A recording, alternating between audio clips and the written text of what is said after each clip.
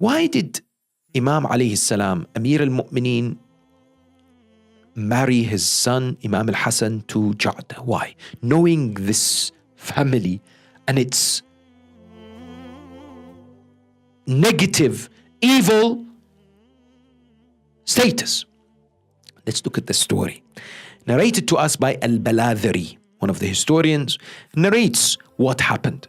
Imam Amir al-Mu'mineen had a companion by the name of Sa'id ibn Qais. Sa'id was the brother of Ash'ath. This one, Sa'id, was a good person. Sa'id was a muwali, a lover of Ali, a servant of the Ahl al-Bayt. Now, Imam Amir al-Mu'mineen wanted to marry the daughter of Sa'id, Imran, to Imam al-Hasan. So he said to Sa'id, what do you think about marrying your daughter to my son, Imam al-Hasan? Al-Hasan. Sa'id said, very well, let me go and ask her. This is when this shaitan entered, this al-Ash'ath. So Sa'id is now walking and his brother approaches him. He says, where are you going? He said, I'm going to ask my daughter whether she'll marry Hassan, the son of Ali ibn Abi Talib. Al-Ash'ath says, are you serious? He says, why? He says, how can you marry her to a grandson of the Prophet? He's going to always say that he's superior, she's inferior. How can you marry her to Hassan al-Mujtaba? This marriage won't work. He says, what do you mean? He says, I am advising you. You should marry her to someone closer home. He said, who? He says, Muhammad ibn al-Ash'ath.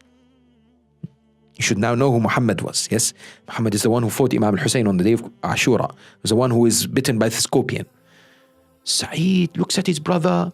It seems the narration does not tell us, but Sa'id was petrified. He was scared. His brother was telling him that, look, you marry your daughter to my son, not to Ali ibn Abi Talib's son.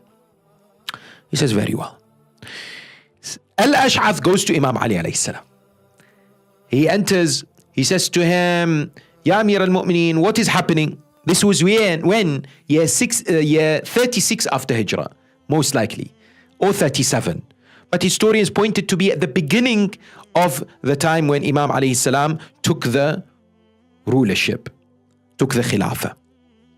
So the narrations tell us that he said to Amir al-Mu'mineen, he said, Ya Ali, what are you doing? So he said, look, I'm marrying my son to the daughter of Sa'id. Yes. Al-Ash'ath said to him, no, this is not going to happen. It's finished. Imam Ali salam at that moment looks at him and says, what do you mean it's finished? He says, that's not going to happen. However, I would like to marry my daughter to your son.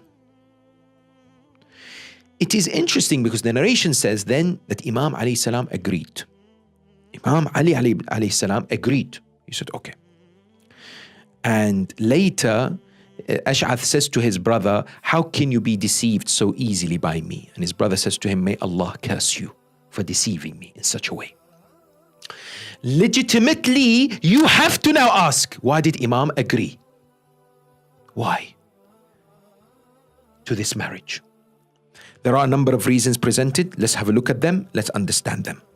Number one, when it comes to Al-Ash'ath, he has just been removed from the governorship of Azerbaijan, remember. He is now in a state where he could rebel against Amir al-Mu'mineen. He has thousands. Imam Ali salam has a number of enemies. He has Muawiyah. He has the wife of the Prophet Aisha, and he has Talha and Zubair, and he has later on the Khawarij that would emerge.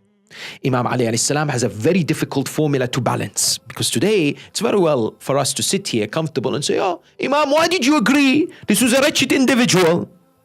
But in order for us to understand the reason for the marriage, we have to appreciate in Arabia, there were political marriages. In Arabia, tribes would marry, and as soon as you marry into a tribe, no one touches you from that tribe. You are respected. People support you. People stand up with you just because of marriage. Marriage back in the time, the tribalistic society, meant much more than today's world in terms of familial connections, in terms of protection, in terms of political allegiances. Right? So, what happened is that Amir al-Mu'mineen recognized that if he was to say no to Ash'ath, there would be a problem in terms of the maintenance of the balance and the superiority to defeat Muawiyah and to defeat those standing in Jamal. What is also interesting is the Holy Prophet Al-Rasul Al-A'zam Muhammad sallallahu alayhi wa alihi wa sallam.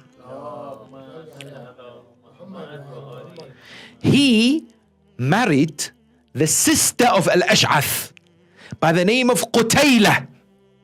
And this Qutaylah, the moment the Prophet of Islam left this world, she apostatized and married a man by the name of Akrama ibn Abi Jahl,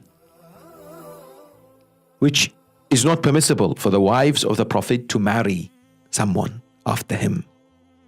But even the Prophet of Islam, his marriages were based on alliances, some of his marriages, to strengthen the bond, to keep the opportunity in order to identify certain areas in which the Holy Prophet and then of course Amir al-Mu'mineen would have to tackle, rather than having several fronts in which what is antagonistic. So the idea that emerges was that the agreement that Amir al-Mu'mineen had was to ensure that the tribe of Kanda, which are a huge tribe, and of course this man Al-Ash'ath was very, very wealthy. He could have caused another problem for Amir al-Mu'mineen. Here's the thing. You might say, but what's the crime, or why should Imam Al-Hasan alayhi salam suffer? Why did he have to marry this lady, this particular individual, Ja'da? Why did Prophet Nuh and Prophet Lut marry those ladies? Why did the Prophet of Islam marry certain ladies? It's the same question, no doubt. And the answer to this is, Allah subhanahu wa ta'ala wants to tell you and I, look at these servants of mine. They will have wives that will be wretched. They will have wives that will be their enemies. Yet what? They have to go through this process to teach mankind submission, to teach mankind patience, and to teach mankind what? The fact that they'll have to even deal with their enemies in such proximity to their homes.